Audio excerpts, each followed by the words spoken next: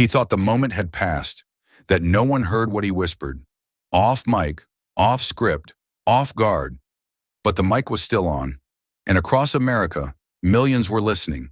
It wasn't a shout, it wasn't even loud, but it was enough.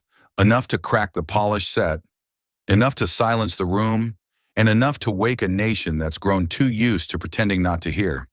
And she was there, calm, unshaken. AOC didn't need to raise her voice. She just let the truth echo. Tonight, you're not watching a debate. You're stepping into a moment where power slipped and honesty took its place. This story is dramatized, but its weight is real. The names, the setting, and the dialogue may be crafted for narrative clarity, but the emotions, the truths, the lived echoes, they come from somewhere deeper, somewhere we've all heard before, even when we pretended we didn't. Because sometimes the most important things ever said are the ones that someone thought no one would hear. It came quietly, no press call, no warning, just a plain email at 12:06 a.m., the kind of message you almost miss if you're not looking closely. Subject line, confirmed, National Forum on Race and Leadership, travel details attached. Alexandria Ocasio-Cortez was still awake, as usual. Her desk lamp cast a soft pool of light over scattered casework, a cold mug of tea, and a single open folder marked Community Notes. She blinked, leaned back, and reread the line again. National Forum, Live TV, moderated by PBS, bipartisan panel, 7 names, Trump, 2 governors, a retired senator, 1 best-selling author, 1 business magnate, and her. Her thumb hovered over the screen, still and quiet. By morning, her team had questions. Why you? One asked. Why now? Another muttered. Why just you? Someone read the tagline aloud. A national conversation on race and leadership. Someone else looked at the list of panelists again. She's the only progressive, the only woman, the only one of color. There was a long pause. No one said it directly, but they didn't need to. This wasn't an invitation. It felt like a setup. AOC didn't respond right away. She stood by the window, watching the street wake up, vendors setting up carts, pigeons weaving between shoes and coffee cups, a teacher hurrying across the sidewalk with a child's backpack swinging behind her. Then softly, as if finishing a thought she'd started long ago, she said, "Sometimes the most dangerous rooms are the ones you are never supposed to survive in, and that's exactly why you go in." Her aides didn't push. They'd heard that tone before. She packed lightly, a navy suit, a worn-out binder, no entourage, no hair team, no social media plan. In the folder, policy briefs, testimony from constituents, handwritten notes, and 1 letter from a 14-year-old Bronx student who wrote, "I want to run for office, but do they listen to girls who look like us?" She folded the letter and tucked it in the back of the folder, beneath everything else but closest to her.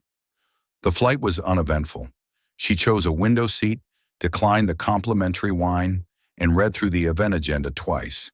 Then she closed her eyes, not to sleep, but to steady herself. The hotel was polished, elegant in a distant sort of way. The kind of place where everything smelled like citrus and cold marble. Her room overlooked the venue, a sleek glass building that looked like it had nothing to hide. But Alexandria knew better. She'd been in rooms like that before, rooms built to look fair while quietly tilting the floor. Down in the lobby, voices buzzed. "She's just there for optics. Trump will steamroll her. She's not even in the same league." She walked past, unsmiling, not because their words hurt, but because they didn't matter. Not tonight. Later, alone in her room, she opened her binder and traced the edge of a page where she had scribbled a quote in pencil. "They call it overreacting until the playback proves you weren't." She sat with that for a long moment. Not angry, not nervous, just still. Because what was coming wasn't a debate. It wasn't a fair fight. It was a stage, and some had already decided who would shine and who would be shadow. But what they never counted on was what happens when the quietest person in the room has the sharpest memory. And what they couldn't predict was that somewhere in that room, a microphone would forget to turn off. Dallas felt like it was holding its breath. The sky was too clear, the air too still, as if even the weather knew something unscripted might happen tonight. The venue stood at the edge of the city's arts district, glass, chrome, and quiet money. It didn't need to announce itself. The building, like so many others built for spectacle, was designed to do the talking. Inside, everything gleamed. The floors shone like mirrors. Every panel of light was perfectly diffused. The crew moved in hushed tones, dressed in black, adjusting cameras, testing mics, straightening floral arrangements that had been flown in that morning from out of state. There was no chaos, no last-minute scramble. It had the unnerving stillness of something too well orchestrated, like a museum exhibit pretending to be a conversation. Trump's team arrived first. 2 black SUVs, 4 aides in dark suits, a camera crew trailing behind, already filming. They moved with the energy of a campaign rally, not a civic dialogue. Someone joked about podium height adjustments. Someone else asked for a lighting test, just in case he decides to turn left instead of right. Even his entrance was being rehearsed. They didn't notice her arrive. No flashing bulbs, no entourage, no announcement. Just AOC stepping quietly out of a rideshare at the side entrance. A gray coat folded over one arm, a well-worn folder in her hand. She passed through security, nodded politely at the greeters, and followed a volunteer to her green room, though green was generous. It was a plain room with pale furniture and bottled water lined in rows. She sat, placed her folder on the table, and took in the stillness. She noticed the floor was too white, the carpet too clean. It was the kind of space meant to feel neutral, sterile, but to her it felt hollow, like a place where people talked around truth, not into it. She glanced at the program schedule. She was listed last in the introductions. Fitting, she thought. There was something familiar in being positioned as the afterthought. Someone knocked once, then let themselves in, a production assistant with a clipboard and a neutral smile. "They're ready for sound check," she said gently. AOC nodded, stood, and followed. As she walked the hallway toward the stage, she took in the curated world unfolding around her. Floral backdrops, LED screens showing patriotic montages, stage managers checking every angle for symmetry. She passed a makeup room with stylists fussing over other panelists' suits and hair. A crew member glanced up as she passed, surprised to see her alone. She entered stage left, not center. No spotlight, no greeting. But she didn't need one. From where she stood, she could see the shape of the room. The rows of polished chairs. The camera tracks positioned to frame the moderator just slightly higher than everyone else. The lighting built to soften certain faces more than others. And behind it all, the illusion of balance. It wasn't hostile, it was polite, which in politics was often more dangerous. Trump stood at his podium across the stage, casually chatting with 2 men in suits. He hadn't seen her yet. She didn't wave. She didn't interrupt. She simply walked to her seat at the edge of the semicircle, placed her folder on the table, and looked around. Not for drama, but for detail, because everything here was designed for show. But truth, she'd learned, never rehearses well. It doesn't flatter. It doesn't sparkle under studio lights. It rarely speaks when cued. Still, when it arrives, if it arrives, it has a way of cutting through every perfect angle in the room, and she hadn't come for applause. She'd come for that moment. The lights dimmed just slightly, not enough to darken the room, but enough to tell the audience that the performance, whatever shape it would take, was about to begin. Camera cranes adjusted their angles in silence. The moderator, composed and silver-haired, offered a warm welcome that felt carefully practiced, like a familiar overture played just before the unexpected. The stage, curved and minimalist, gave the illusion of balance. Each speaker had their place, but some chairs clearly had more light than others. At the center, Trump stood like he had done this 100 times before, and in some ways, he had. This wasn't a conversation for him, it was muscle memory. He took a breath, stepped forward slightly, and launched into his opening remarks with a kind of casual confidence that came less from conviction and more from repetition. He spoke of historic investments in HBCUS, of tax incentives in distressed communities, of opportunity zones and criminal justice reform. He leaned heavily on numbers, percentages, headline phrases, Words like record low and most ever. Then he paused, turned slightly toward the moderator, and delivered his usual crescendo. I've done more for Black Americans than any president since Abraham Lincoln. Some say even more. There was a smattering of polite applause, a few scattered cheers, a few tight-lipped nods, but mostly a pause. The kind of pause that doesn't follow inspiration, but calculation. Not silence, but restraint. From her place at the edge of the stage, AOC remained still. Not cold, not distant, just quiet. Her hands rested lightly on the folder in front of her. She hadn't opened it. Not yet. Her gaze moved slowly from the audience to the cameras, then back to Trump. Not confrontational, but deliberate. Observing, noticing. She knew what this was. He was building a narrative before the questions even came. A preemptive defense wrapped in data points and self-praise. And in rooms like this, that often worked, especially when no one challenged the premise. The moderator smiled, adjusted his glasses, and thanked the former president for his remarks. Then, with a voice that had guided viewers through wars, elections, and decades of national tension, he turned toward the audience. Tonight, he said, we bring together leaders from across the political spectrum to discuss where we've been and where we're going. This moment requires not just reflection, but clarity. So let's begin a real conversation. It was subtle, but the tone shifted. Just slightly. AOC's fingertips moved gently to the edge of her folder. She didn't open it. Not yet. But the audience noticed. And in that small motion, something began to hum beneath the surface. A quiet anticipation. Not the kind that's loud or restless, but the kind that knows what it's like to wait, because they could feel it, even if they didn't yet know why. Something was coming. A few people leaned forward in their seats. A few camera operators refocused their lenses. In the control room, a producer whispered, "Stay tight on her." Not because she was speaking, but because she wasn't. Trump had filled the air with what he thought was enough. But in the stillness beside him, in the silence that wasn't empty, something else was being written. Not an answer, not a reaction, but a shift. She had not come here to match his performance. She had not come to be the voice of polite opposition. She had come with something heavier than applause, something harder to argue with, something that didn't blink under lights. They had brought her here to balance the optics. But what they didn't expect, what no one ever seems to, was that she brought receipts. The moderator turned toward her with a practiced smile and a question that had clearly been written long before anyone took the stage. "Congresswoman Ocasio-Cortez," he said warmly, "you've spoken often about equity and inclusion. How would you assess the progress made over the last few years, particularly under this administration?" It was an easy prompt, a moment designed to acknowledge her presence without disrupting the flow. The kind of question that offers just enough space for a soundbite, then politely moves on. But Alexandria didn't blink. She didn't thank him for the question. She didn't circle around it with compliments or statistics.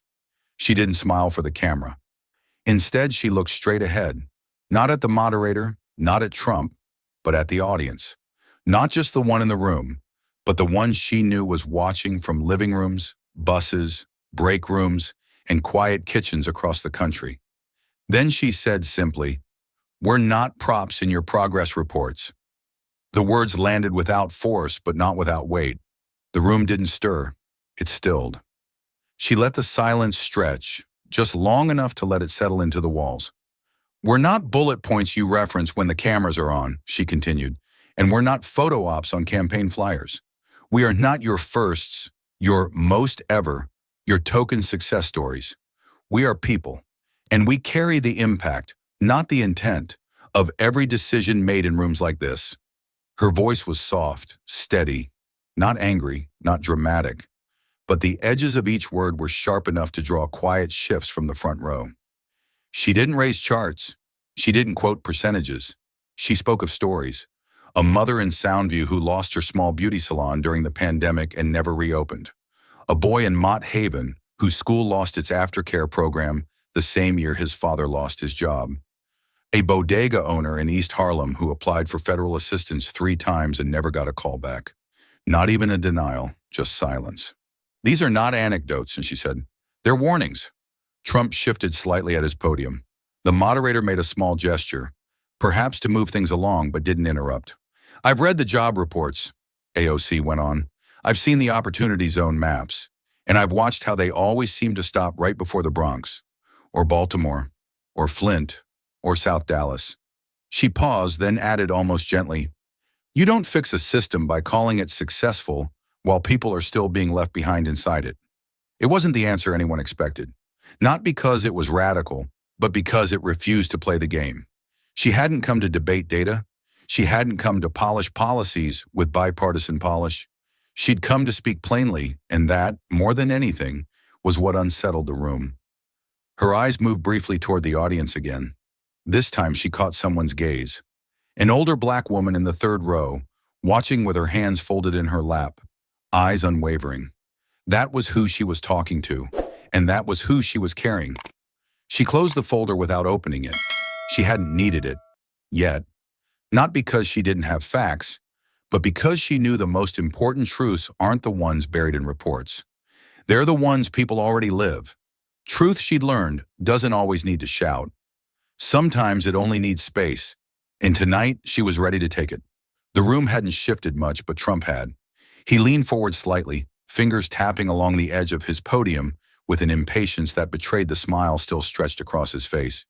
He had heard these kinds of words before, but rarely on a stage where he wasn't in control of the script, and certainly not from someone who didn't flinch under the weight of the spotlight. So he interrupted, loud enough to cut across the quiet, but casual enough to sound offhand. I've done more for your community than anyone. He didn't specify which community, only that it was hers.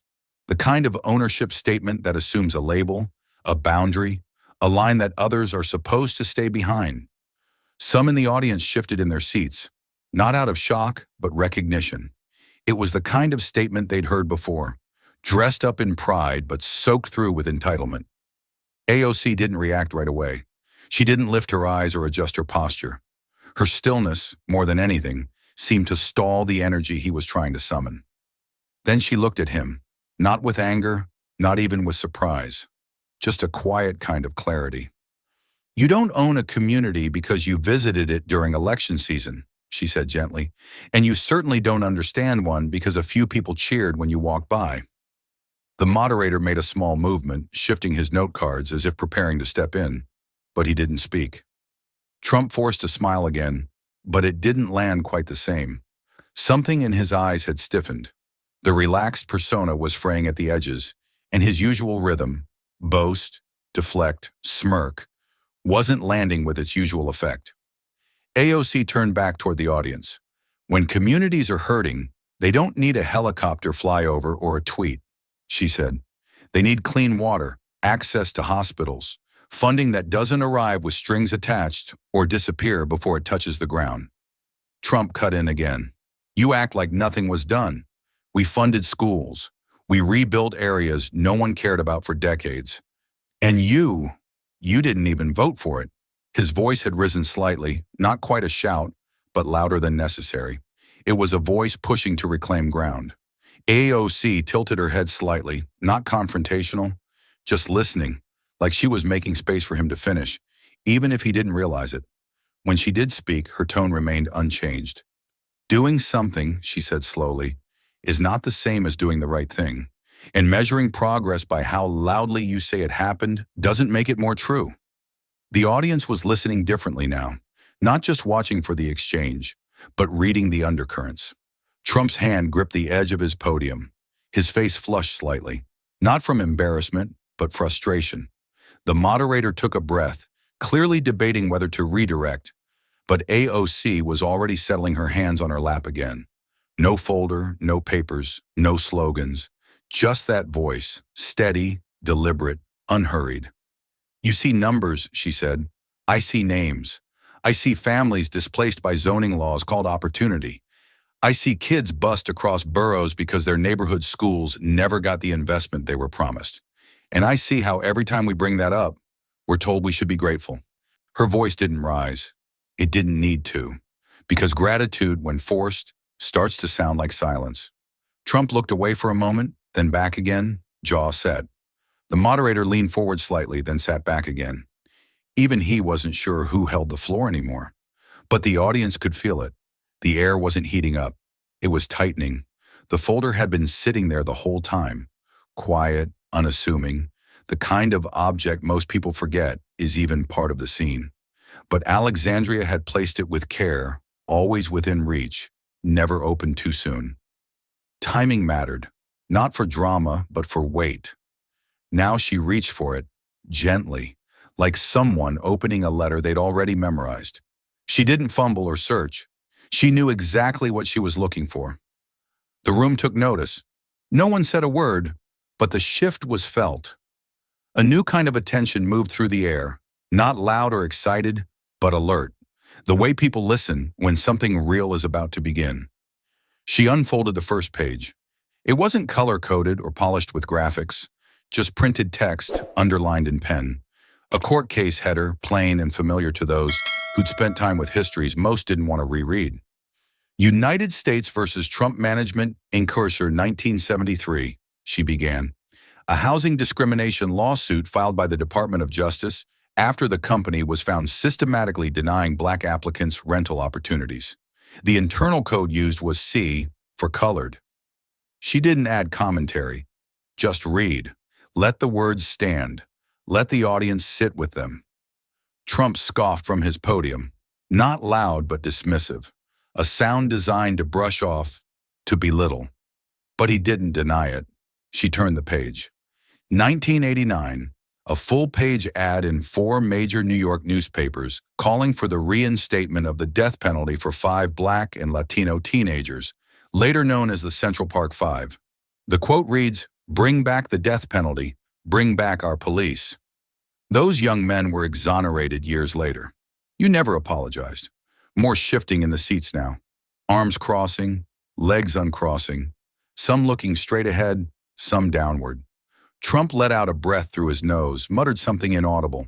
Still no denial. She continued, 2018, remarks on Haiti, El Salvador, and nations in Africa. The language used was shithole countries. Those weren't private conversations. They were reported and confirmed. He looked toward the moderator now, as if asking for help with his eyes. The moderator didn't move. She flipped to the next page. You told American citizens, members of Congress, to go back to their countries. Trump cleared his throat. That's not what But AOC didn't look up. She was already on the next sheet. You referred to Congresswoman Maxine Waters as low IQ. You mocked Congresswoman Presley's voice. You accused people of being ungrateful for kneeling during the anthem instead of asking what they were kneeling for. Someone in the audience exhaled audibly. It wasn't confrontation. It wasn't a trap. It was a mirror. And slowly, the reflection was becoming unavoidable. Trump's hands rested on his podium, fingers tense, the posture of someone who wants to interrupt, but senses there's no good way to. She lifted one final sheet, not to read, but to show. Executive Order 13950, an order banning federal diversity training, describing it as divisive and un-American. You signed it in September of 2020. It was later rescinded, but the message was sent. She let the page settle on the table. There was no spike in her voice, no flourish, no appeal for applause. She hadn't come to perform, and yet the room reacted, not in volume, but in gravity. Something heavy had been lowered between them all, and people were adjusting, physically, emotionally, unconsciously, to its weight. The moderator didn't speak. Trump didn't respond. But something had changed. She hadn't raised her voice, but the room did. There are moments in public life that seem ordinary until they're not.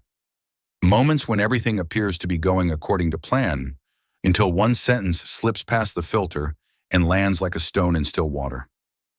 The room had quieted after AOC's list of citations. There was no shouting, no applause, only the kind of pause that lingers after something too true has been spoken. The moderator had not yet asked the next question. Trump hadn't reached for his mic. The audience waited, caught in that space between reaction and recovery. Then Trump leaned slightly to his right, toward the senator seated beside him. an older man who had said very little all evening. He lowered his voice, or at least thought he did, and said the kind of thing men say when they believe the cameras have moved on, when they think the audience has heard enough and the real conversation can finally begin. They always play the victim. Just 5 words. The senator beside him didn't answer. He didn't nod. He didn't flinch. He only looked ahead, perhaps unsure whether he had just heard something careless or something calculated. The studio cut to a wide shot, panning slowly across the panel. A soft track of instrumental music began to play, as filler for what should have been the moderator's next prompt. A beat passed, then another, and somewhere backstage, a technician sat up straighter. One earpiece crackled. A voice, hushed but urgent. "Mic 2 is still hot." No one moved at first. It wasn't the kind of realization that causes instant chaos. It was quieter than that, a stillness sharpened by certainty, the kind that rolls through a control room with no time to pull it back. The words had gone out, broadcast in real time, unedited, untouched, and people had heard them, in living rooms, in cafes, in classrooms, on phones with the volume up just loud enough for the table next to you to hear it too. Back in the studio, AOC didn't react immediately. She hadn't been looking at him when he spoke, but the words had reached her anyway. And more than that, they had reached the air. They belonged to everyone now. Trump straightened again, unaware. The moderator began to speak, then hesitated. His next question, whatever it was, no longer seemed to matter. The tone had changed. Something unspoken had arrived, and once it did, it refused to leave. AOC looked up, not at the moderator, not at the audience, but directly at Trump. She didn't raise an eyebrow. She didn't lean forward. She simply let the quiet do what it was made to do. Expand. Then, with a voice as calm as it had been from the beginning, she said, "Thank you, Mr. President, for confirming what so many of us already knew." It wasn't an accusation. It was a closing statement. Trump blinked. His face twitched. Not quite a reaction, but not the stillness he had worn earlier. It was the look of someone realizing the moment hadn't moved on. It had turned back toward him, and for the first time that evening, he didn't speak. The audience didn't clap. No one stood, but something passed between them all, an understanding that whatever came next would not be written in spin, because what had been whispered in dismissal had been delivered instead as truth, not by her, but by the microphone. And now the silence had become the loudest thing in the room. It didn't take long. The sentence, "They always play the victim," hit the national airwaves not with a bang, but like a hairline crack in glass. Barely heard at first and then impossible to ignore. It was subtle, offhand, even quiet. But somehow, that made it worse. In a control room in Atlanta, a producer whispered, "Did he really just say that?" In a classroom in Detroit, a civics teacher paused mid-sentence as the line replayed in the background of the live stream. In a living room in Tulsa, a grandmother muted the TV, then turned to her granddaughter and said, "Did you hear that? He didn't mean for us to." Within moments, the phrase was everywhere. Clips cut from live streams, reposts layered with captions, screenshots, commentary, outrage. On Twitter, hashtags began to form like a slow storm. Hashtag McWass, still on. Hashtag we heard him. Hashtag Ictum card myth. Hashtag AOC was right AOC. However, didn't flinch. She hadn't moved since the words landed. She could have smiled. She could have pressed harder. She could have raised her voice to drive the point home. But she didn't. Instead, she let the moment breathe. Then only once the quiet had settled, soft but undeniable, she spoke again. Her voice never changed. It remained steady even, rooted in something far older than the moment itself. "Thank you for confirming what we've lived." No rebuttal, no embellishment, just truth, presented without apology. The line didn't echo. It didn't need to. It landed. And this time there was no immediate reply. Not from Trump, not from his team, not from the moderator. Even the cameras seemed unsure where to go, drifting slightly as if trying to follow a script that no longer fit the room. Trump's aide in the second row lowered his tablet, glanced at a colleague, then down at the floor. On stage, Trump stood unusually still, His usual defense, laughter, derision, distraction, didn't arrive. Because how do you interrupt a silence like that? The moderator shifted in his chair, adjusted his glasses. His mouth opened just slightly, as if ready to move the conversation forward. But no words came. And around them, the audience sat in the kind of stillness that only arrives when something irreversible has just occurred. A line had been crossed, not by volume, but by confirmation. What had once been debated, dismissed, reframed, spun, was now out in the open, said plainly, heard clearly, and no one could put it back. In homes across the country, the clip replayed over and over. People slowed it down, analyzed the body language, traced the exact moment Trump realized what had happened. But more than that, they listened again to AOC's reply. What we've lived. Because that's what had changed. It wasn't a political moment anymore. It was a mirror, and for many it reflected something they had carried for years, a truth they could feel in their bones, but rarely heard said aloud with that kind of clarity. In the control rooms, the producers started cutting versions for every platform. Editors rushed to add captions. Journalists reshuffled their segments. Commentators paused mid-preparation and rewrote their takes. This wasn't spin, this was exposure. And on that stage, AOC didn't shift in her seat or reach for notes. She simply let it all unfold around her. Quiet, calm, present. She had not come to argue. She had come to name what had been unnamed. And now that it had been said aloud, not by her but by him, the room could no longer pretend it hadn't heard, because the nation had, and it wasn't moving on. The moderator cleared his throat. Let's pivot now to economic development in... But his words fell into something thicker than silence, something heavier. No one responded. Not the panelists, not the crowd, not even the sound technician who was supposed to cue the next graphic. The conversation had already moved on, just not in the direction the producers had planned. In her chair, AOC didn't shift. She didn't need to say more. Her folder remained closed now, resting lightly on her lap, her hands still. The moment had said enough. Maybe too much. Maybe exactly what was needed. She had no interest in performing victory. That was never the point. And so she sat still, calm, present, the posture of someone who understands that silence, when earned, is more powerful than speech. Trump, by contrast, fidgeted. He looked down, glanced off stage, mumbled to someone in the front row, too low for another mic mishap, but loud enough to betray unease. The bravado that had filled the first half hour was gone, like air from a room when a door slams shut. The moderator tried again, with a strained smile. Congresswoman Ocasio-Cortez, perhaps you'd like to respond to the next topic on bipartisan. But again, no answer came. Instead, something unexpected happened. A sound from the audience, faint at first, a single pair of hands clapping. Slow, not loud, not the kind of applause that follows a punchline or a grand gesture. It wasn't celebration, it was recognition. Then a few more followed, deliberate, gentle, almost cautious, as though people weren't quite sure if they were clapping for a person or for the truth that had finally landed in a space where it wasn't supposed to. And that made it even more real. In the third row, a young black woman in a green jacket nodded once, just once, and joined in. Beside her, an older white veteran followed, then a middle-aged teacher in glasses, a father holding his son on his lap.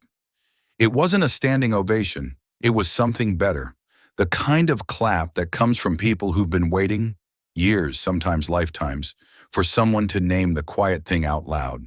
And once named, it could not be ignored again. AOC met none of their eyes directly.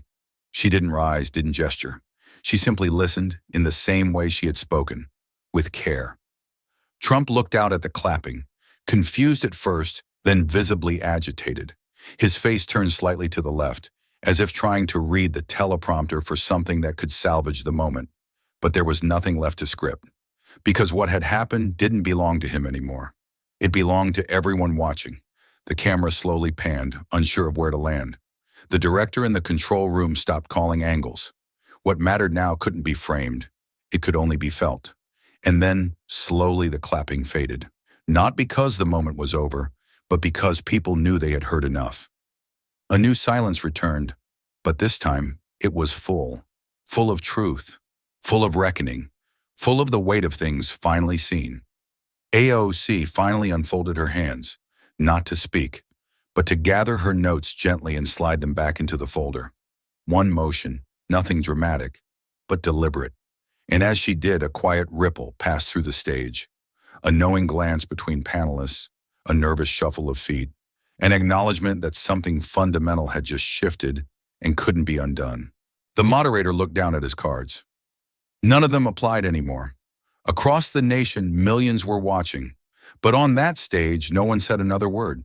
Because sometimes history doesn't shout, it just listens.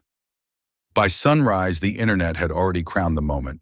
Hashtag Mick was still on surged past 10 million tweets in under 6 hours. Not a celebrity scandal, not a sports upset, just a single whispered sentence in a crowded room that was never meant to be broadcast. Except it was.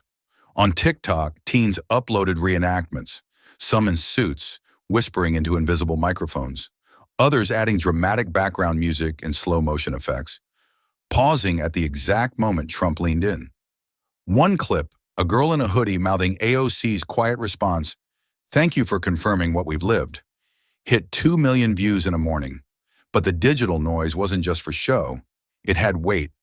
Teachers printed the transcript and taped it to their classroom doors. Church bulletins in Georgia cited the moment as a reckoning in real time.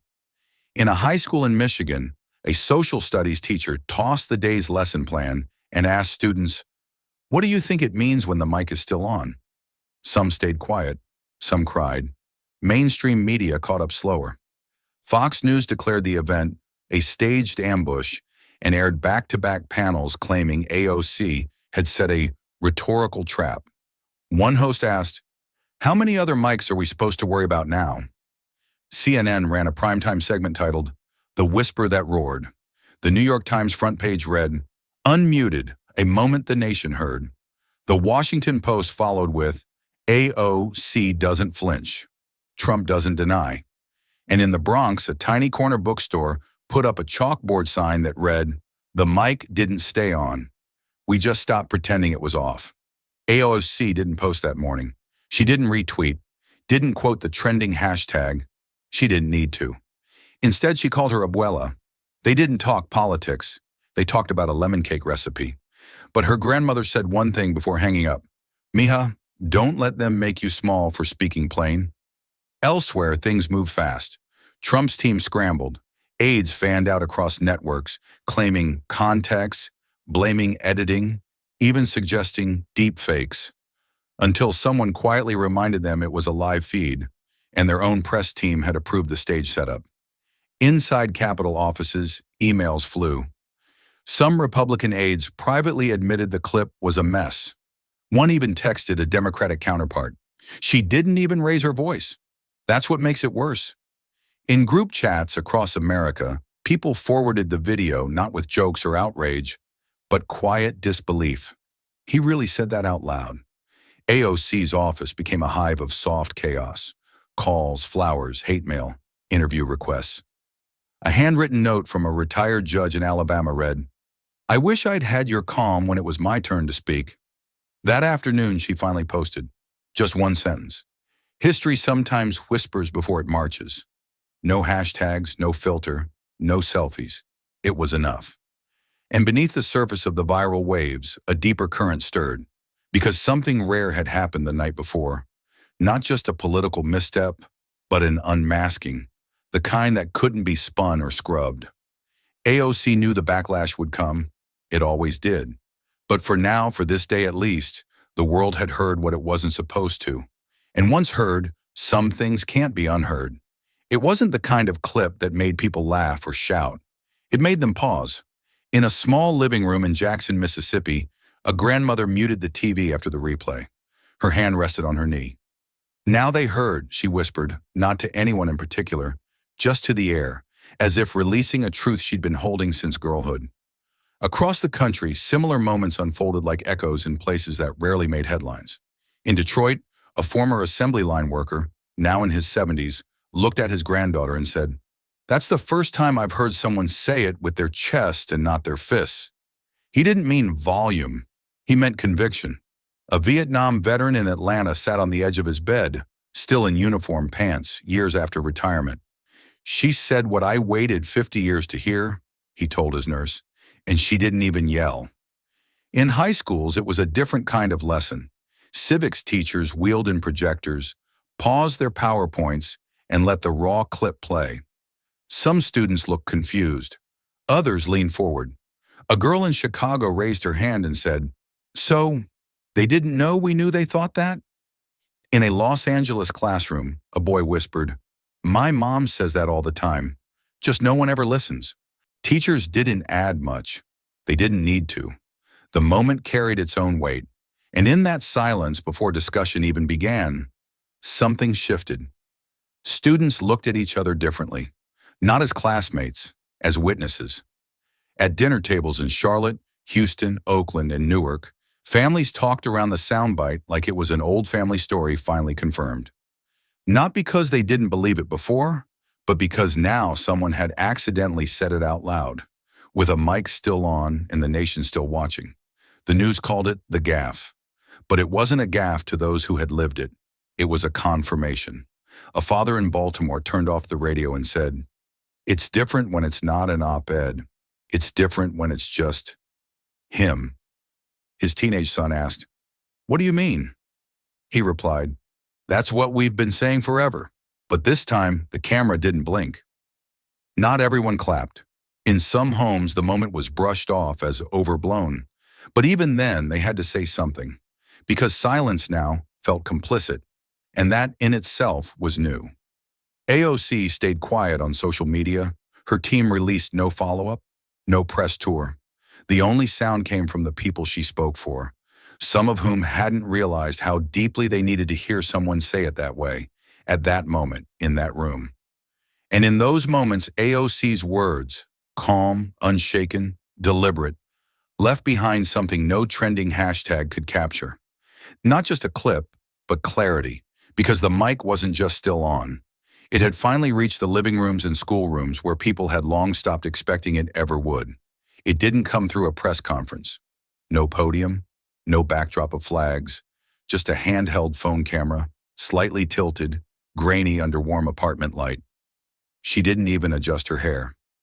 At exactly 9:57 p.m. Eastern, Alexandria Ocasio-Cortez went live on Instagram. No announcement, no caption, just her face, still unreadable. Behind her, a bookshelf, a mug, a folded hoodie. It didn't look like history, but it felt like the calm right before it chooses you. Within seconds, over 300,000 people were watching. She didn't smile.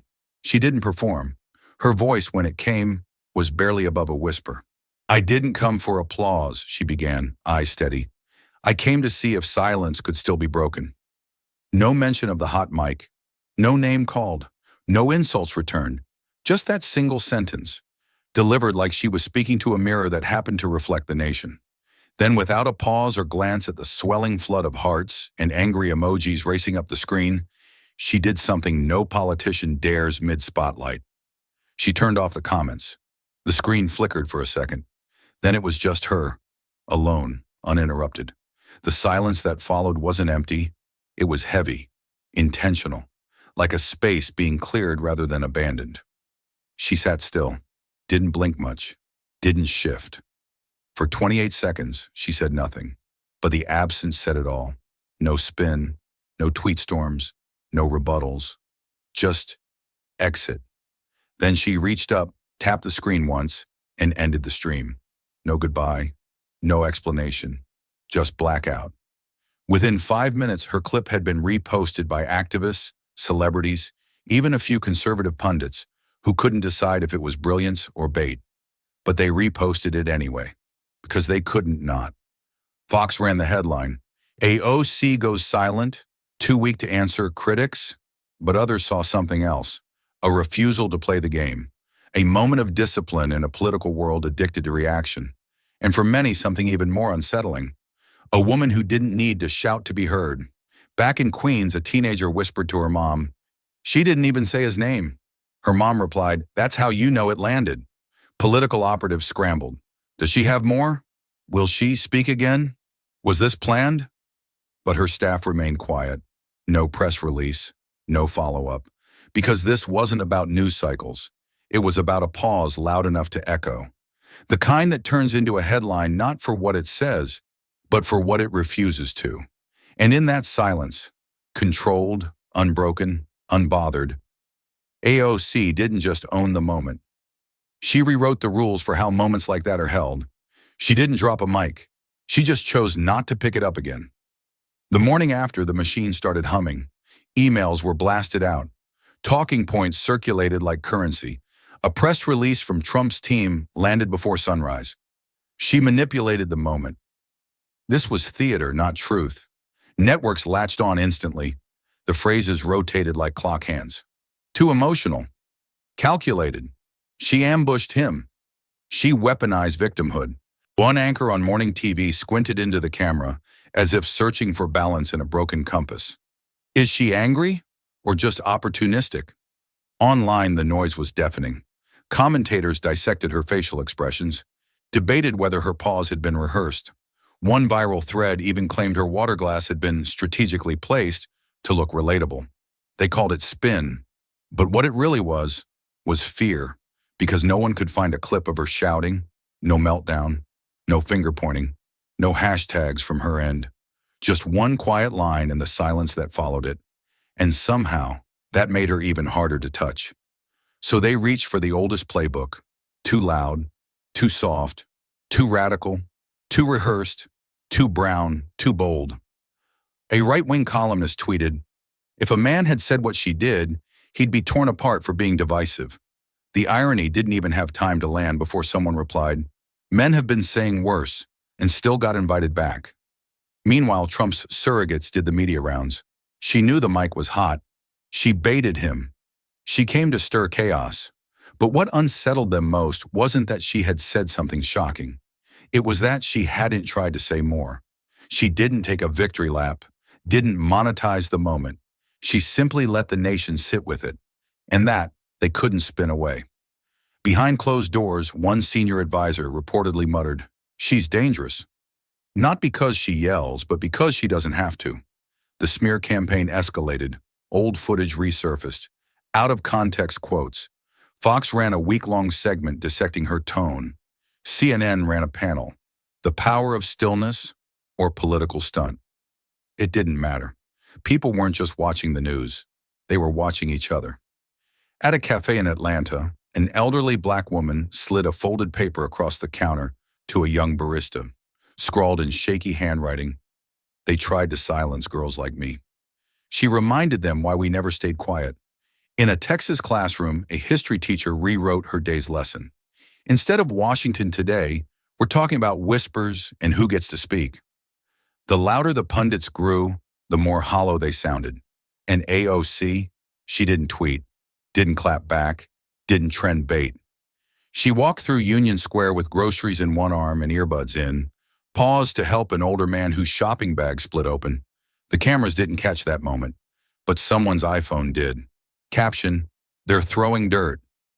She's still planting. Back in the newsrooms, the strategy was failing. You can't deflect when the moment wasn't loud.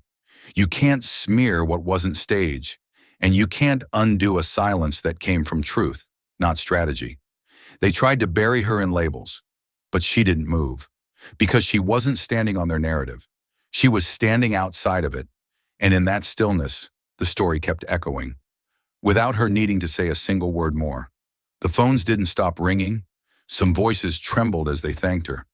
Said she had named something they couldn't. One caller from Michigan cried for a full minute before managing, I didn't know anyone still dared to say it out loud." But others didn't cry. They spat. Rage disguised as patriotism. Warnings wrapped in scripture. "You think you're brave?" One man growled into a voicemail. "You don't know brave until someone makes you bleed for what you said." The staff logged each one, but it didn't take long to realize they were outnumbered. Within 48 hours, AOC's office had received over 1,200 messages, and more than half carried some form of threat. Her chief of staff printed a sample for law enforcement. The paper stack was almost an inch thick. One aide sat quietly in a side room, shredding envelopes. Some had no return address. One was smeared in something that made her gloves stick. Another arrived with only 3 words typed in bold. "We know where." Security upped. Capitol Police looped in. Her next 3 town halls were flagged.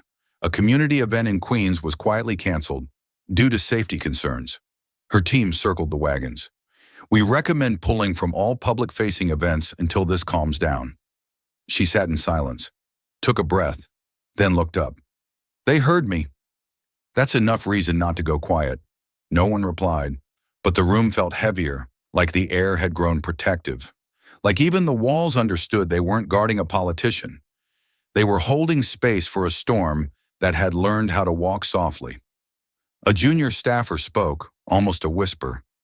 "They're trying to make you regret it." AOC shook her head gently. "No, they're trying to make them forget it." And that's what terrified them, because it wasn't just a soundbite anymore. It had become a crack in the armor. One line unscripted had made a dent that couldn't be polished away, and now they were afraid it might spread. In the Bronx, murals appeared overnight. One wall bore the words, "MEC was still on. We still are." In Alabama, a pastor rewrote his Sunday sermon. "You may not like her politics," he said from the pulpit, "but you can't deny her courage." That night, AOC walked home from the office under heavier escort than usual. 2 blocks from her apartment, a woman in scrubs rushed up, breathless. I'm sorry, I know I shouldn't stop you, but I watched what you said, and I want you to know, if you ever need someone to stand beside you, I will." AOC didn't say thank you. She said simply, "You already did. By standing here, by not looking away, by choosing not to be afraid." Back at her apartment, she left the lights off. She sat at the window, looking out at the city she loved, flawed, loud, alive. She didn't write a statement, didn't draft a tweet. Instead, she whispered it to the night air. If a voice shakes when it speaks, that just means it's real. And outside, somewhere beneath the headlines and the hate mail, that whisper reached another voice ready to rise. Even now, especially now, she would not go quiet. The clip had already been played 100 times, on cable news, on podcasts, in classrooms. But the one thing no one expected came not from a protest sign or a trending hashtag. It came from an account with a blue check mark in a faded congressional portrait. "I served with both. Only one came with truth." The post was from a retired Republican congressman, Vietnam vet, longtime hold-the-line type. No stranger to party loyalty. But there it was, 12 words that peeled something open. It was quiet, blunt, and it hit like thunder. He didn't add more, didn't need to. Others followed. A well-known black pastor from Georgia streamed his Sunday sermon to an online audience 3 times its usual size. Standing at the pulpit in a deep burgundy robe, he paused mid-homily, looked at the crowd, then said slowly, "She didn't raise her voice. She raised the floor." The church erupted, but not in noise, in knowing. In Ohio, a retired steelworker union president shared the clip and wrote, "My daughter cried watching her. That's how I knew it mattered." In Iowa, a suburban teacher turned a civics class into something else entirely. "We were supposed to talk about checks and balances," she told a reporter later. "But the students asked what real accountability looks like, and I realized they were already watching it." And AOC, she didn't post, didn't clarify, didn't correct misquotes or fight back against talk show panels dissecting her tone, her posture, her motives. She just let it breathe. That restraint became its own kind of roar, a silence that said, "I've said what I came to say. Now let's see what you do with it." And America, at least some of it, responded. A conservative-leaning radio host took a call from a veteran who'd spent 22 years in the Army. "Look," the man said, "I don't always agree with her, but I know bravery when I see it. And what she did, that was it." The host didn't push back. He just said, "Fair." A faith leader in Baltimore reposted the mic clip and wrote, "You can't claim moral clarity if your mic only works when you're the one speaking." In San Antonio, a young Latina congresswoman, newly elected, walked into a committee hearing wearing a pin that read, "Mick stayed on." When asked about it, she smiled softly and replied, "I didn't come to speak over anyone, but I came ready." The effect wasn't coordinated. It didn't come from any party war room or activist memo. It just happened. One quiet alignment at a time, like birds turning in the sky without a signal. Even in unexpected places, the shift was palpable. A small-town newspaper in Tennessee ran an editorial titled, "She Spoke for the Ones Who Weren't Given Mics." A Baptist deacon told his Bible study group, "You may not like the messenger, but if the message is true, then maybe it's time to listen." And for once, AOC didn't have to carry the next sentence. Others were already doing it. That week, she walked into a community event in Brooklyn. A mural covered one wall, her silhouette holding a mic with the words, "She didn't shout, but we heard it anyway." She paused, smiled, didn't take a photo, didn't post it, because the story wasn't hers anymore. It had moved on into other hands, other voices. That, she knew, was the point. It arrived in a plain envelope with shaky handwriting, no return address, just "To Congresswoman Ocasio-Cortez" scribbled in the middle. Her staff, used to piles of press clippings and policy memos, almost missed it. It wasn't official, wasn't flagged, but something about the crooked lettering made one intern pause and walk it straight to her office. AOC opened it at the end of the day, after the headlines, the meetings, the noise. The envelope smelled faintly of pencil shavings and lavender. Inside was a folded piece of lined notebook paper. No email, no hashtags, just this. "Dear AOC, I'm 16. I never thought politics was for me. It always felt like a thing old men did in suits while the rest of us watched and hoped they didn't forget we existed. But the night you didn't shout, but made the whole room listen, I stayed up replaying it over and over. You didn't just speak, you made me believe I could." She signed it. Jasmine T., 11th grade, Detroit. There was no ask, no call to action, just belief, raw and unfiltered, a voice finding its own volume. AOC stared at the note for a long while, then reached for a blank card, the kind she kept in her drawer for moments that didn't need PR. Her reply wasn't long, but it was written by hand, no template, no staff approval. "Dear Jasmine, I didn't grow up believing rooms like that would ever listen to girls like us. But I walked in anyway. You thinking you can? That's already more than I had at 16. So walk in, even if your hands shake, especially then." She didn't post it, didn't tweet a photo, didn't call a reporter. She just sealed the envelope, wrote Jasmine's name, and quietly handed it back to the intern. "Make sure this gets where it needs to go." That night, she left the Capitol later than usual. No cameras followed, no lights trailed behind. But something felt different, because somewhere in Detroit, a girl folded open a card with her name on it, and for the first time, she didn't feel like the sidelines were the only place she belonged. The next morning, AOC found a sticky note left on her desk from that same intern. "I wish someone wrote to me like that when I was 16. She smiled but didn't say anything, because not every echo needs amplification. Some just need space.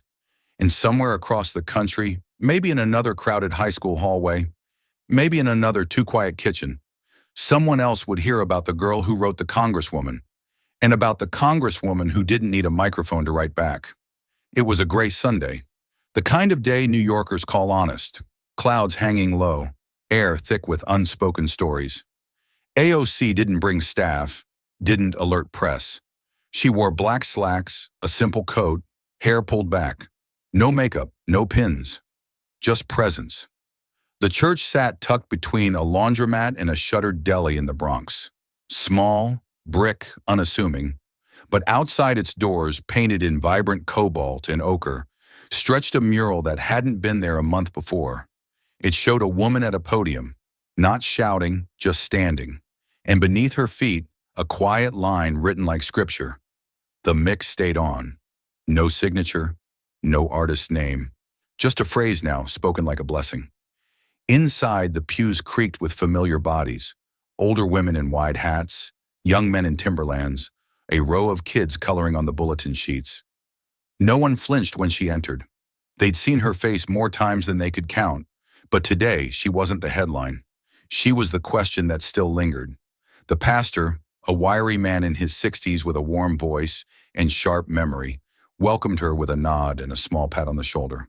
No fanfare, no introductions. Just, you made time. That's more than most. Service began as it always had. 2 hymns, 1 prayer, a child's reading from the book of Luke. Then the pastor stepped forward. "Before I speak," he said gently, "I want to say something to the sister in the 5th pew." All eyes turned, but AOC didn't shift. She looked straight ahead. "Sometimes God leaves a mic on," he continued, "not so a secret gets caught, but so a truth gets heard." The room didn't clap, didn't stir, but you could feel it. Spines straightening, breaths slowing, hearts catching up to something they'd felt but hadn't yet named. He didn't mention Trump, didn't say politics. He just preached on David and Goliath, but replaced the stone with silence, replaced the sling with stillness. After the sermon, they sang one last song. The organ wheezed its way through the verses, out of tune but not out of spirit. When it ended, AOC stood and quietly made her way to the exit. But the pastor caught her again at the door. "You know," he said, voice low, "I had a line ready to preach that morning, before all this happened, about patience, about waiting for our moment." He paused. "But then I heard what you didn't say." She met his eyes. "And sometime," he finished, "that says more than any sermon could." Outside, the mural shimmered slightly in the drizzle. A girl stood nearby with her mother, staring at it. The girl wore a pink hoodie. On the back, one word, unapologetic. As AOC passed, their eyes met. No words. But the girl's mother gave a slight, firm nod. The kind women give each other when the world has tried, repeatedly, to explain them away. AOC walked the rest of the block alone, the sound of the church's closing hymn echoing faintly behind her. She didn't record it, didn't post about it. But that mural, that nod, that hymn, they stayed. Not every microphone needs wires. Some are painted on walls. Some live in glances. Some are carried home in the chest of a girl who saw a woman walk into a church quietly and leave something behind without saying a word. And sometimes that's enough. The folding chairs were mismatched. The coffee was lukewarm. The ceiling fan clicked like a metronome out of time. But no one cared. They packed the recreation hall 2 hours early, coats still on, kids on laps, elders leaning forward like they already knew what would be said, but wanted to feel it anyway. It wasn't a press event. No podium, no hashtags, just a handwritten sign taped above the exit. Bronx Town Hall, all voices welcome. AOC sat not on stage, but in the second row, legs crossed, pen in hand. She greeted each person with a nod, not a selfie. The last few weeks had changed everything, and nothing. She still lived a subway ride away, still carried her notebook, still wrote margins full of names, not numbers. The microphone passed from hand to hand, an educator speaking on textbooks that skip entire decades, a single father explaining why his daughter stopped raising her hand in class, a high schooler who'd memorized every word of the "mic stayed on" clip and recited it like a prayer. And no one interrupted, not once. Then, just as they were about to wrap, a man in a gray custodial uniform slowly stood from the back. He was tall, maybe 60, with strong hands and a voice like gravel made soft from rain. "I wasn't going to speak," he said, adjusting the mic. "I'm usually the one packing up chairs after everyone leaves." He looked at AOC. "But I seen you. Not just on TV. I mean here. And I want to say something I never got to tell anybody in a room like this." He glanced around, cleared his throat, and said, plain and quiet, "You gave voice to every room that made us invisible." The silence afterward wasn't awkward. It was sacred. AOC stood slowly. No dramatics, just presence. She didn't quote policy, didn't cite a stat. She just met his eyes and said, "I didn't go viral." We did. No applause, not yet. Just a long moment of breathing, collective, careful, like the room itself understood that something bigger than politics had happened. Then soft at first, someone clapped, then another, and it grew, not like a standing ovation, but like agreement, a language spoken without grammar, recognition, and sound. Later that night, someone posted a blurry clip of the janitor's words. It didn't trend. It didn't need to. In the Bronx, it made it onto fridge doors, onto classroom corkboards, into dinner conversations that started with, "You know what he said?" And somewhere, in a classroom near Hunts Point, a teacher wrote it on the board and circled the word invisible. "This," she told her students, "is why we don't stay quiet." Meanwhile, AOC walked home. No entourage, no press van trailing her, just the weight of everything unsaid, everything unfilmed, and a soft voice in her mind repeating, "You gave voice to every room that made us invisible." She stopped by a mural on the corner, new, wet paint still breathing. It wasn't of her, it was of a janitor, holding a microphone. And in the corner, barely visible, one line in chalk. "I didn't go viral, we did." Sometimes the Bronx speaks back, not with noise, but with clarity. And when it does, the country listens. The ground was uneven where she stood, cracked concrete, sun-bleached in patches, quiet under her feet. No podium, no raised platform, just a circle of folding chairs in the courtyard of the Greenwood Cultural Center. A few rows deep, mostly elders, a few teens. No one clapped when she walked up. No one needed to. It was Tulsa. It was June. And the air still held ghosts. AOC didn't carry notes. She carried memory. Her voice didn't rise. It settled.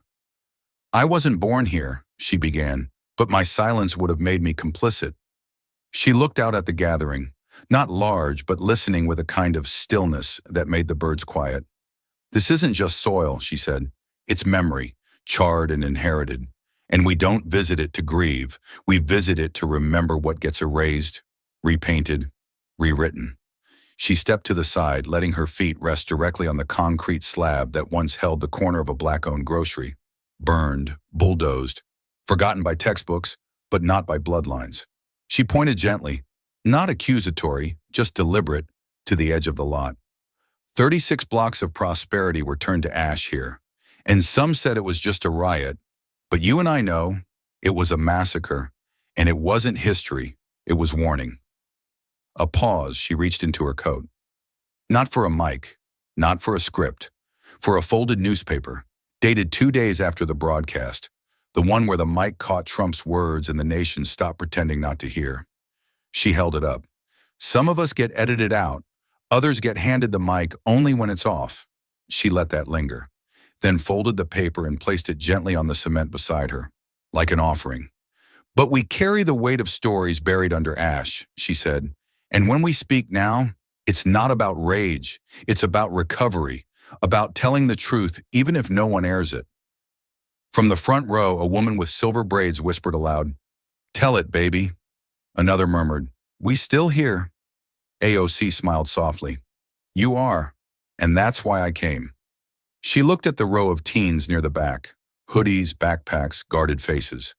She spoke directly to them now. "They will try to give you a version of this country where Greenwood never happened, where microphones don't catch the truth, where courage is rewritten as disrespect. Don't let them." A gust of wind passed through, sharp, dry, cutting across the broken street like the past refusing to stay buried.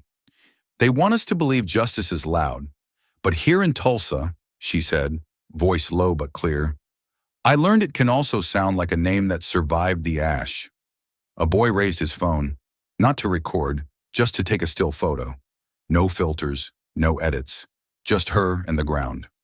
AOC took one last look at the crowd. "I'm not here for headlines," she said. "I'm here because someone had to stand where they burned it down and still say, 'We're not finished.'" Then without cue or prompt, the people began to stand. Not clapping, not cheering, just standing, one by one. Some weeping, some nodding. Some holding silence like it was the last piece of dignity Greenwood had left to offer. And in that moment, there was no spin, no cameras, no comment section, just history breathing through concrete. The radio station was small, local, tucked behind a laundromat off East 47th, the kind of place where old jazz vinyls leaned in corners and interns ran the boards barefoot. No teleprompters, no producers in suits. Just a weathered mic on a clean desk and a window that overlooked the back alley, where vines curled up rusted pipes and summer sun spilled through like honey. AOC didn't sit at first. She stood beside the mic, reading the notes on the walls, taped up listener letters, faded flyers, a photo of Angela Davis from 1972. She touched none of it, just breathed it in. The host, a woman with soft eyes and box braids pulled back with a pencil, whispered, "Whenever you're ready, Congresswoman." AOC took a long pause. Then she sat. No fanfare. She leaned toward the mic. Not too close. Just enough. "I don't want to make a statement," she began, her voice steady but not rehearsed. "I want to remember." And with that, she began to speak. Not about policy or polls, but about her grandmother's hands. About the old women on her block who taught her the difference between loud and heard. About being a girl in Queens who knew the system wasn't made for her and still refused to shrink inside it. "This isn't about being brave," she said quietly. "It's about being tired of asking for the same decency again and again. No dramatic turns, no raised voice, just presence. I didn't ask to be respected. I came to return it, to remind some folks what it used to feel like, when truth wasn't a tactic, but a tone." Outside the station, a few neighbors had gathered. A man on a bike paused, earphones pulled halfway off. A group of teenagers leaned on a busted fence, phones recording not the image, just the sound. Inside, AOC continued. "I was told I should have stayed quiet, that I made it political, that I embarrassed a man who embarrassed himself." She exhaled through her nose, not laughing, just acknowledging the irony. "They don't realize we stopped waiting for permission a long time ago." She looked up, not at a crowd, but at the ceiling, plain tiles, one with a crack shaped like a river bend. "We speak," she said, "even when the mic is broken, even when the room isn't listening, even when the line was never supposed to stay on." She paused. "Let the silence stretch out, soft and whole. This voice doesn't belong to me. It belongs to everyone who was told theirs didn't count unless it was calm, polished," approved a whisper from the hallway. "A child asking their mother who that woman was." AOC smiled gently, continued. "Some truths don't need volume. They just need daylight and a little courage." She folded her hands. "We weren't waiting for a perfect microphone, just an honest one." And with that, she leaned back. No closing line, no signature sign-off. The host sat still, almost afraid to breathe over the moment. Then softly, she reached over and turned off the mic. AOC stood and walked outside into the late afternoon. The street hummed with heat. Someone handed her a bottle of water. She nodded thanks. A boy, not more than 12, walked up and asked, "Was that really live?" She crouched to his height and replied, "It was really real." He grinned. She stood, nodded once to the gathering, and stepped into the light.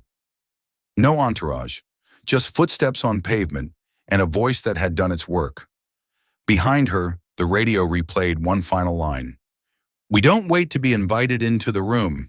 We speak so the door doesn't close again." The sidewalks had cooled, but the concrete still held the echo of sun. AOC walked without her staff, without a car waiting, without even a purse, just her phone in her coat pocket and her shoes clicking softly in the rhythm of thought. Dusk blurred the edges of buildings, made them softer, gentler. It was that in-between hour where streetlights hadn't fully taken over, but the day was giving its last breath. She passed a mural, untagged and untouched, spray paint and acrylic layered into one sentence across a cinder block wall. "Don't let them confuse silence with absence." Someone had underlined it with chalk. No cameras followed. No one yelled her name. Still, she knew she wasn't alone. A woman sweeping the stoop of a bodega looked up and offered a nod. A teen leaned against a lamppost and raised 2 fingers in quiet respect. A group of kids, heads bent over a sidewalk hopscotch grid, paused to glance at her, not because they recognized a politician, but because they could tell something important had passed through. She reached the corner by the old fire hydrant with chipped red paint and stopped, looked up. Across the street, in a second-story window above a laundromat, a girl watched. Barely 10, maybe younger, framed in fading pink curtains. The kind of kid who knew to stay quiet when grown-ups were talking, but never stopped watching. She didn't wave, just stared, wide-eyed and still. One hand on the glass like she was pressing it into memory. AOC didn't smile or pose. She simply met her gaze, steadily, softly, and gave a small nod. The kind you give when you see someone you believe in, even if you've never met. She kept walking, not toward the Capitol, not toward a camera, just deeper into the Bronx, where stoops hold stories and whispers matter more than headlines. At a corner church, someone had taped a printout to the front gate. It read, "If you can't hear us now, you are never listening." Underneath, in scribbled Sharpie, #Mick was still on. The wind stirred her coat. A siren moaned in the far distance. Not urgent, just part of the city's breathing. She passed a pair of elders playing dominoes. They didn't say her name, but one muttered, "That girl walks like she knows we're watching." The other grunted and nodded. At the next light, the walk signal changed, but no cars came. Still, she waited. That was how she moved now, not because of caution, but out of principle. Order didn't always serve justice, but it reminded her of discipline, of staying rooted. She crossed. A bus rumbled past, its windows filled with faces, many scrolling, a few staring blankly, one asleep. AOC didn't look up to check if she was recognized. That wasn't the kind of evening this was. In a corner deli, someone was replaying a news clip. Not her voice, just the room's reaction to it. The moment after. The pause. That held more power than any speech. She turned a corner, disappearing from the public eye but not from the story. Somewhere in the distance, a church bell rang once, then stopped. Not a call, not a warning, just a note in the dusk. And as she walked on, alone, unbothered, unhidden, something lingered behind her. Not applause, not fury, just that particular stillness after truth has been said out loud. The girl in the window pressed her palm a little firmer to the glass, and for 1 second, the quiet said everything. This story isn't about volume, it's about presence. AOC didn't chase the spotlight, she walked past it. What lingered wasn't just her words, but the silence that followed, the kind that makes people lean in, not away. The girl at the window reminds us that leadership doesn't always wear a suit or stand behind a podium. Sometimes it's a nod in the dark, a whisper that resonates louder than a shout. This moment teaches us that truth doesn't need permission, just courage, and someone willing to carry it home. Question for you. Have you ever witnessed a quiet act of truth that changed how you see the world? If this story touched you, don't let it stop here. Like, share, and subscribe to Alexandria Rising Stories, where every voice matters and every story echoes far beyond the screen. This story is a fictionalized and dramatized narrative created for educational, inspirational, and storytelling purposes. While it may be inspired by real public events, people, or societal issues, it includes imagined dialogue, reconstructed scenes, and character interpretations meant to highlight broader themes of justice, dignity, and resilience. Any resemblance to actual events or individuals beyond public knowledge is purely coincidental. We do not intend to defame, mislead, or harm, but to invite reflection and meaningful conversation. Thank you for watching Alexandria Rising Stories.